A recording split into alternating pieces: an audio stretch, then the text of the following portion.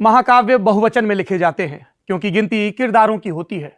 ये जरूरी तो नहीं कि एक बिंदु से शुरू हुआ कोई पुंज वृत्त में ही तब्दील हो। कितनी ही दिशाएं हैं बढ़ने को। एक बच्चा है जो पैंट कंधे पर धरे है क्योंकि जाना है स्कूल। एक मंच है जहां पर उसे काम मिला है दरी बिछाने का। एक जेल है जहां वो दरी पर सो रहा है और पाठशाला चला रहा है। एक मातम है क्योंकि बीवी गुजर गई है बच्चे को जन्म देते देते, लेकिन 24 घंटे के भीतर उस मातम पर सब तरफ से रोशनी गिर रही है क्योंकि नाटक का मंचन जरूरी है और हजारों की जनता गोवर्धन का इंतजार कर रही है। जनता हजारों से लाखों में तब्दील होती है। मंजर फिल्म का है, दृश्य सिनेमाघर का है, शहर बेतिया है, प्रांत बिहार है और आवाज नौरंगी की है। लेकिन ये आवाजें यहां तक पहुंची कैसे?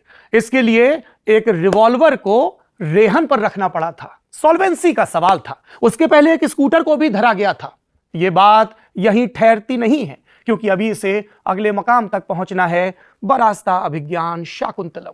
एक लड़की थी जो जंगल में थी, जिसे शकुंत यानी पक्षी ढके हुए थे, तो जिंदगी बदल गई। एक व्यक्ति था जो उन पक्षियों के बैठने की जगह पर पेड़ पर था और उसी डाल को काट रहा था, लेकिन ज्ञान मिला तो कालिदास हो गया। और एक एक्टर था जो कालिदास के रचे इस नाटक में अपना रोल निभाने के बाद उस दुनिया में पहुंच चुका था जिसके लिए कितनी ही दफा सांस की तरह बड़ी बेपरवाही के साथ माया नगरी कह दिया जाता है।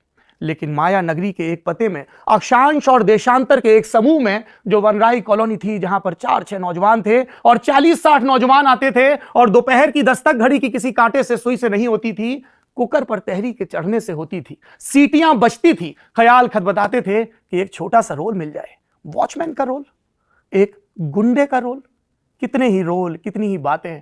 और आखिरी में क्या होता है? आखिरी में कुछ लोगों को हंसने का मौका मिल जाता है क्योंकि कुछ नाकामियां धोखे की शक्ल में उसके पास आई।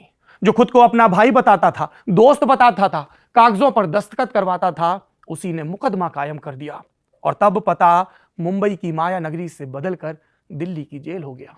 अभी कितने ही पड़ाव बाकी हैं, अभी कितने ही मंजर बाकी हैं, कितनी ही दफा एक रिसीवर को उठाकर उधर सुनने वाले सब लोगों से कहा जाना है, हेलो हम लल्लन बोल रहे हैं। Guest in the news room के इस प्रोग्राम में, इस एपिसोड में बहुत बहुत स्वागत है हमारे समय के कमाल के एक्टर, कमाल के इंसान, दोस्तों की मदद करने वाले और उसका ढिंडोरा कभी ना पीटने वाले राजपाल यादव का। है